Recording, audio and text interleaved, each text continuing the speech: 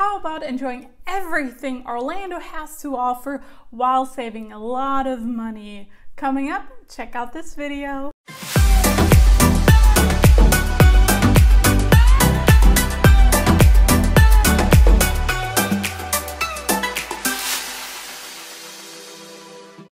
Hi guys, welcome back to my YouTube channel. I'm Christina, former and future culture representative for Germany.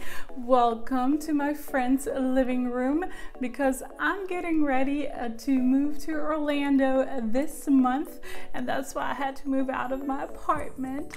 So that doesn't stop me from creating videos. So one of the questions I do get asked the most is, how about your days off? Do you get days off? What do you do during your days off? What else is there to do in Orlando besides enjoying the Disney parks? And yes, enjoying the Disney parks will take a lot of your spare time, but there's really more to Orlando than just Disney World. Most people don't realize, but there is. Because you will be living and working full-time in Orlando, that gives you plenty of time to explore it.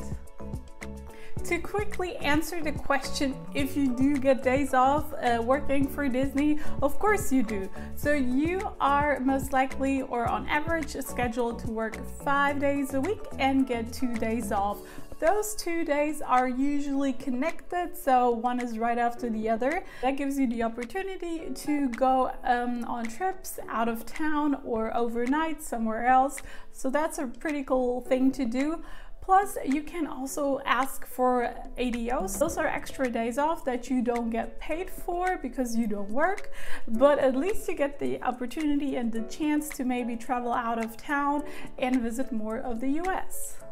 Now make sure to watch this video all the way to the end for my ultimate money saving tip at the very end. So here are my top 6 places to visit in Orlando and Central Florida. Number 1, the park that shall not be named, Universal. So they have 2 theme parks and a water park.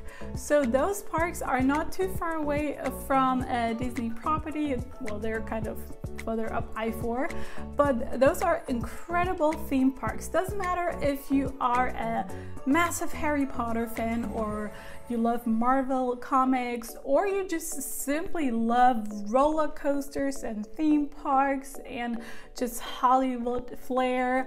You need to go to Universal and their water park, because those theme parks are incredible. They're amazing. They're so much fun, and they have incredible roller coaster rides and a lot of cool things to see, experience, great shows. So make sure to at least visit every single park once. But the way to go for Universal is to get yourself an annual pass. An annual pass is of course somewhat of an investment. However, it takes you more than 1 or 2 visits to really fully experience the parks and everything they have to offer. Plus, once you went there, you really want to go again. So with an annual pass, it pays for it after about 2 to 3 or 4 visits.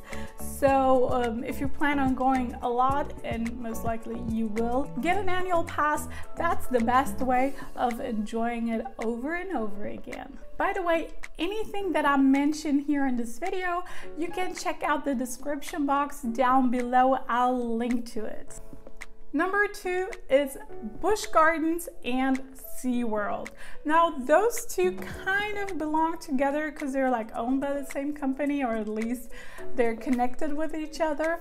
SeaWorld is in Orlando and Busch Gardens is in Tampa, which is about 1 hour and 20 minutes depending on traffic away from Orlando.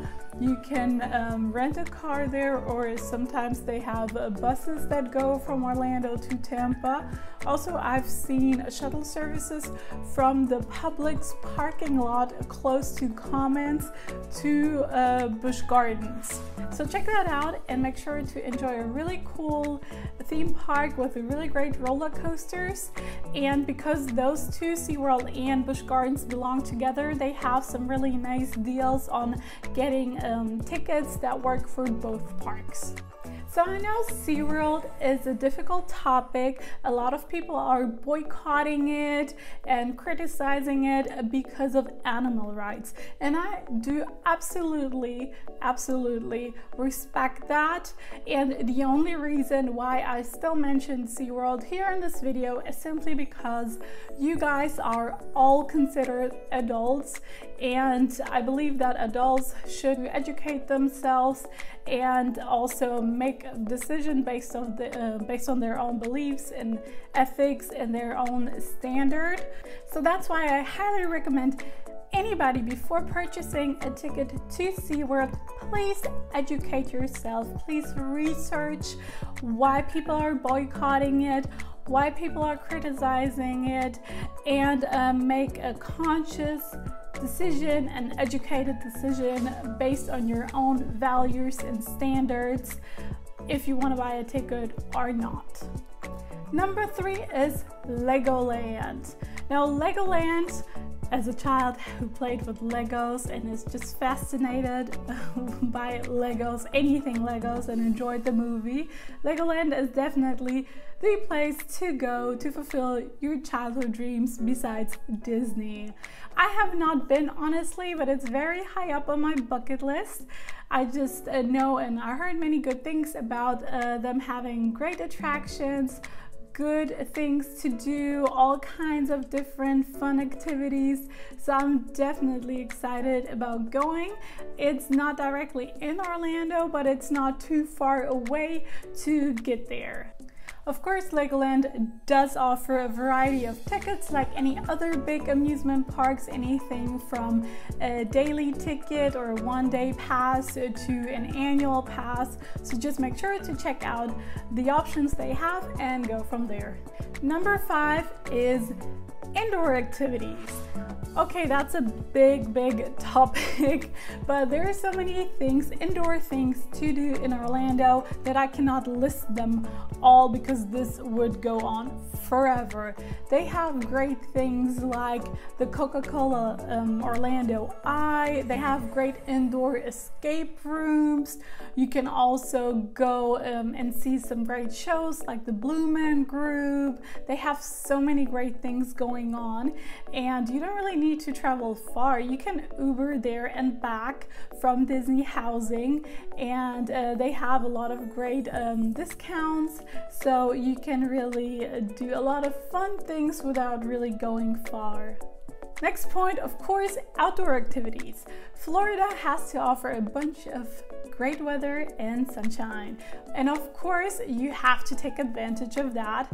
Also, Florida does have a lot of great nature and landscape, so make sure to check out a lot of things they have going on outdoors, like visit Gatorland, go skydiving, bungee jumping. Well, you don't have to go that risky. They have also things in Central Florida like going on helicopter rides, or they have plenty stadiums where you can watch soccer, football, or any other team sport, really. They also offer a lot of concerts. There are so many great things going on, like festivals or farmers markets. Just Google whatever is happening on your days off in Orlando and go there and have a great time. Number 6, last but not least, Groupon. I know it's been a while since people were all excited about Groupon, but honestly, go onto their website and check out what kind of deals they offer for Orlando and Central Florida. You'll be surprised what you can do in Orlando and really score a really great deal on it. You can try things for the first time. They offer great things like massages and spa treatments. Of course, restaurants restaurants. They have all kinds of Groupons for like race cars, or you can even go and try and go on a shooting range. So many great things. I got so inspired. My bucket list grew even larger.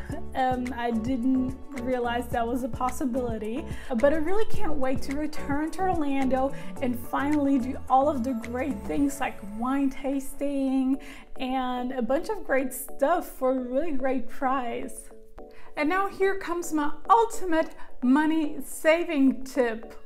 Go ahead and use your Florida resident discount, because most places I mentioned have special Florida resident discounts and tickets, especially on the annual passes. So make sure to take advantage of that. You would need to go to your service center at your Disney housing and ask them for a proof of residency. Since you are living and working full-time in Orlando, that makes you a Florida resident. Because of my last program, I had some issues even with the letter of residency from Disney at Busch Gardens, getting an annual pass there. That's why I'm considering getting myself a Florida driver's license. And for anybody who's not interested in getting a Florida driver's license, you also can get a Florida state ID. So that helps you with a lot of things, proving your state of residency even easier, plus things like drinks at restaurants or parks, plus buying drinks at liquor stores, much easier and more convenient, because it really depends on the policy of the park, the restaurant. So I had a couple of situations where my, for example, German ID or my German driver's license was not accepted in order to buy a drink or some alcohol at a liquor store. I know that's not the end of the world, but as somebody who has been drinking since they were like 18 in their home country and then suddenly being denied a beer when you were 25, that's kind of absurd for some internationals. And I did not feel comfortable carrying around my passport every single day with me because I wanted it to be somewhere safe. Of course, you can take a picture of your passport, and for example, they accepted at Disney with a photo with a real German ID or like a driver's license. So you show the copy of your passport and your driver's license, and the combination of that works. But one time that did not, for example, work at Universal. So the best thing, just to get some form of American state ID or driver's license, just to make this whole process just a tiny bit easier. And you go through just a little bit of trouble in the beginning, but then you have it for a whole year and a lot of things will become way more easier to you. So that's it for today. Thank you guys so much for watching. I hope this was helpful. Give it a thumbs up if you enjoyed the video with some great tips and tricks. Also, let me know down in the comments below which activity, park, or attraction you are most excited about visiting and experiencing. I'm pretty sure most of you have started a bucket list by now, just like I have, and constantly adding new things to it because there's so much to do in Orlando and Central Florida. Also, make sure to subscribe to my YouTube channel for some more helpful videos every single Thursday, just like your Disney paycheck. And make sure also to follow me on Instagram for a more personal experience, since I'm just a couple of days away from starting my new program as a cultural representative for Germany at Epcot in just a couple of days. So thank you guys so much for watching, and I'll see you in the next video. Bye bye.